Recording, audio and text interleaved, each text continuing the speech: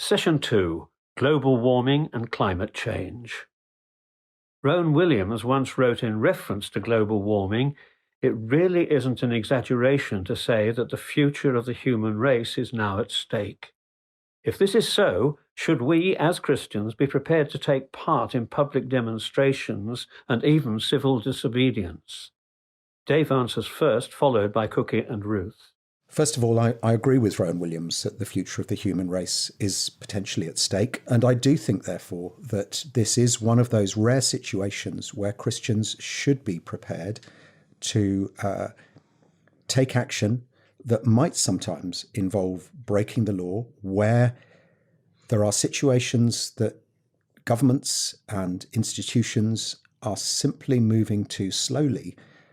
We somehow need to wake people up, to shake us out of our lethargy and our laziness about this situation, our refusal to face the facts. Now, what that means in practice will vary from person to person. Should we take part in public demonstrations, civil disobedience? I think we definitely should. As Christians, I think we should be taking the lead, in fact, and showing others how this should be done. If we took the lead, then we can definitely do something that would honor God. Christianity actually has a long history in peaceful civil disobedience. The Christian church, of course, started off as a minority group that was tortured and killed because of how it lived and because it broke the law by refusing to worship Caesar. And down through Christian history, whether it's the Quakers or the civil rights movement, liberation theology, we've seen Christians who are prepared to break the law where they think that it goes against the values of the kingdom of God. And I do believe that we have now got to the point where our climate crisis is so serious and we have failed to take the action that needs to be taken. And so we need those acts of peaceful civil disobedience in order to bring about change.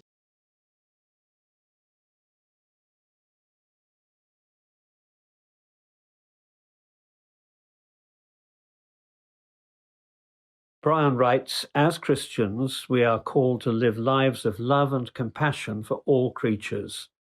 Should becoming vegetarian or even vegan be compulsory? Cookie, Dave, and Ruth. I think God created everything in perfect harmony. So I wouldn't say that the answer or living lives of love and compassion for all creatures means going vegetarian or vegan. I think it is about how we raise those animals, how they are culled, how they are killed, and how much we consume. We need to be very responsible in what we consume and how much we consume. I don't believe vegetarianism or veganism should be compulsory. As far as we can tell from reading the Bible, Jesus wasn't vegetarian. It appears that even after the resurrection, he cooked fish for his disciples and presumably ate it with them. However, I think there are very good ethical reasons for us to cut down our meat and dairy consumption hugely. I wouldn't say everybody must go vegetarian, but I would strongly encourage people to see meat and dairy as something that we have much less often than we currently do in our diets, and to cut down drastically. And for some, that will end up becoming vegetarian, but probably not for all. I don't think becoming vegetarian or vegan should be compulsory, whatever diet we choose. What is incumbent on us as followers of the Jesus who created all creatures is that we look after the other creatures that we share this planet with. And if we do decide still to eat meat, then it should only be from animals that have been extremely well cared for. So I do think it is an unchristian act to eat meat from animals that have been reared in intensive food systems, which is the majority of the meat that is available. So there's a big challenge to us.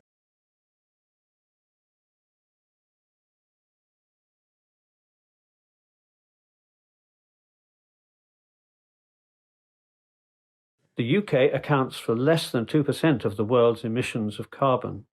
What's the point of the UK reducing its carbon emissions and living more sustainably when so many other countries are not?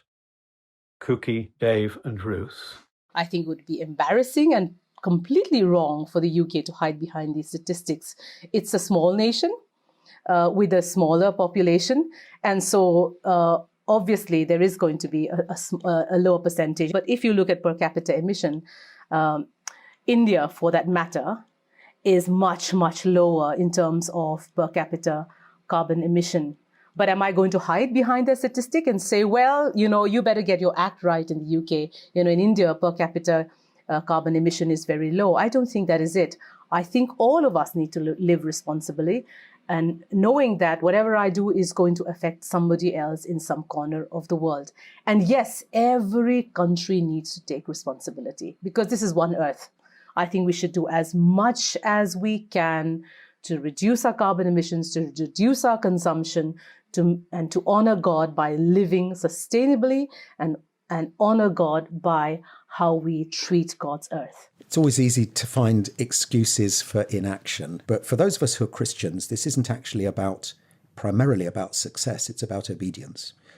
And if we are to be obedient as disciples of Jesus, who is Lord of creation, then I believe that that's something we should be committing ourselves to as part of our obedience. It's also about justice.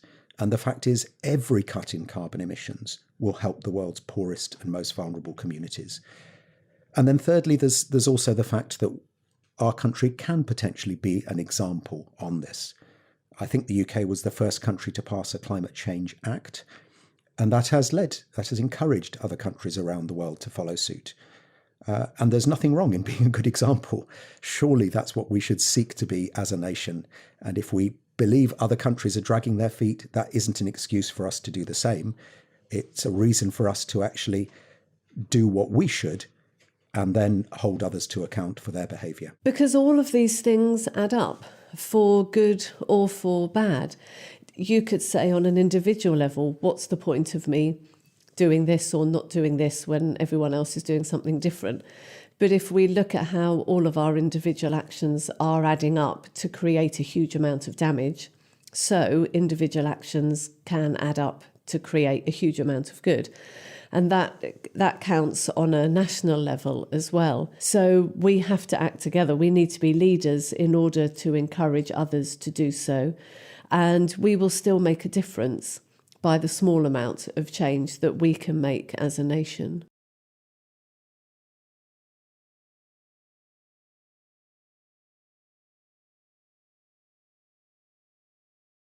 Is it fair to make individuals responsible for reducing their own carbon footprint?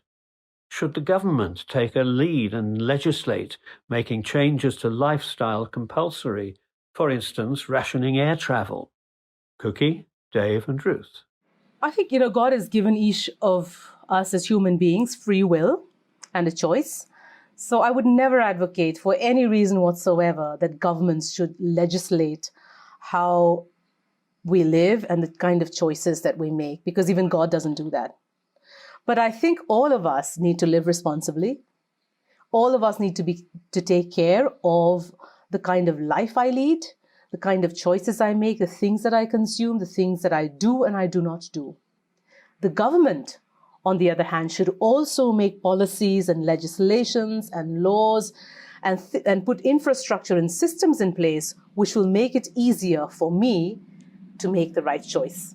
I've heard it said that if we as individuals living in the UK today did everything we possibly could to reduce our own carbon footprints, we would only reduce about a third of what we need to reduce.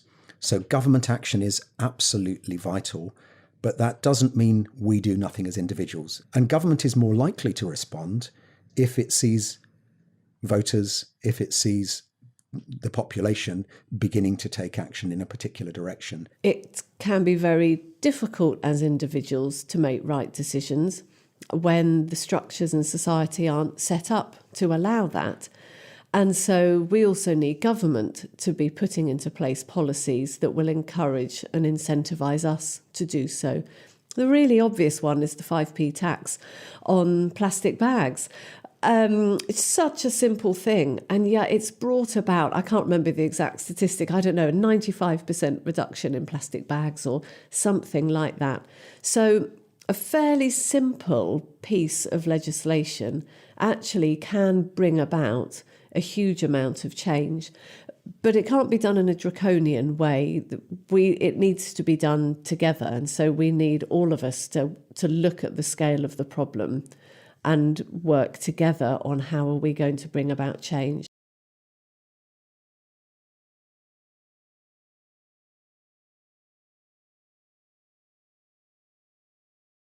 Is it fair that countries that have taken their own fill of the world's resources are now seeking to restrict access to the resources by those nations who haven't contributed as heavily to the problem?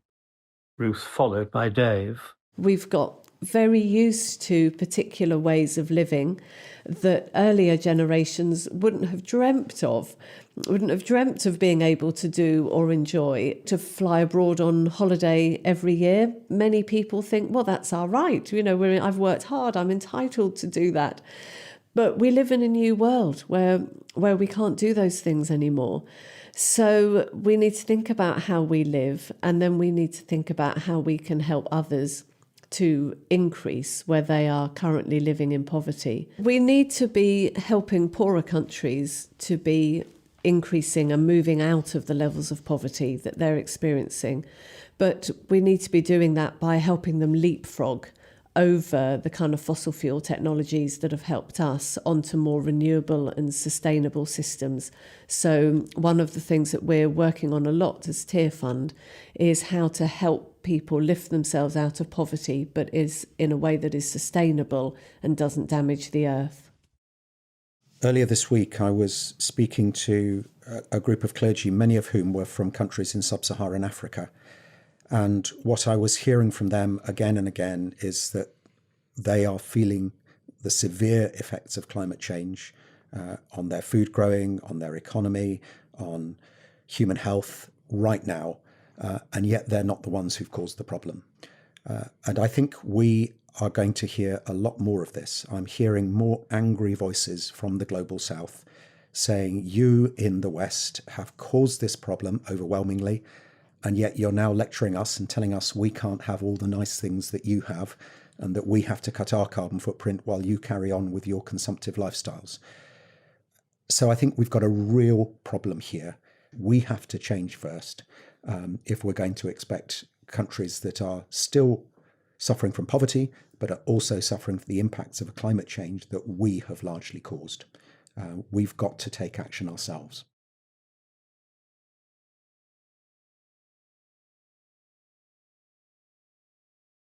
And so we turn again to David Clough for his closing reflection, which takes up the issue of animals as food. Why should Christians care about the animals they eat? God loves God's animal creatures. God delights in their flourishing and gives careful instructions about human kindness towards animals. They should share in Sabbath rest. They should not be left trapped under burdens. Oxen should not be muzzled while treading the grain. They should be rescued even on the Sabbath. Christian concern about animal cruelty in Britain was prominent in the preaching of John Wesley and other evangelicals. Christians, together with a prominent Jew, lobbied successfully for the first legislation against cruelty towards farmed animals in the early 19th century and formed the organisation that became the RSPCA. In recent decades, however, Christians seem to have lost touch with these traditions of faith-based concern for animals and have been inattentive to the changes in how animals are being raised for food. The rapid growth in industrial animal agriculture and its role in destroying wild animal habitats means that by the year 2000, the combined biomass of farmed animals was 24 times greater than that of all wild land mammals. When we realise that the vast majority of these animals, such as chickens and pigs in industrial systems, experience impoverished lives in monotonous environments and suffer painful mutilations, it seems clear that Christians have strong faith-based reasons for reconsidering their consumption of animals. Some may choose to go vegan or vegetarian.